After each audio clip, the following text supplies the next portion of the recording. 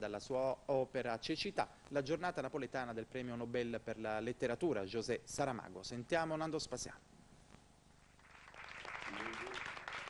Un lungo, calorosissimo abbraccio. José Saramago, premio Nobel per la letteratura, manifesta il suo entusiasmo a Carlo Cerciello, che ha portato in scena al Teatro El Licantropo di Napoli Il Contagio, un adattamento del romanzo Cecità.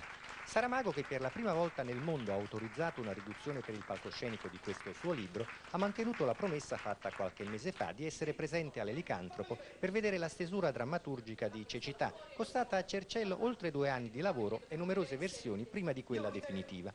Gli spettatori, soltanto 25 a sera, seguono gli attori lungo un percorso claustrofobico per poi sedersi accanto a loro in scena. Il contagio è una metafora della cecità dell'uomo contemporaneo, una denuncia dell'oscurità morale nella quale è sprofondata l'umanità.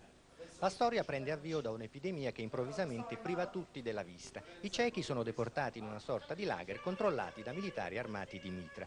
Durante questa convivenza forzata esplodono violenza ed egoismo e prendono il sopravvento i sentimenti più bassi dell'animo umano. Soltanto una donna rimane miracolosamente immune dalla malattia, ma, fingendosi anche lei cieca, riaccenderà la speranza e condurrà i deportati fuori dal loro inferno.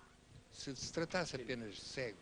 Non potevo non lasciare ai protagonisti del mio romanzo una possibilità di riscatto, dice Saramago. Purtroppo io vedo che nella realtà l'umanità non impara mai la lezione, non impara mai a migliorare.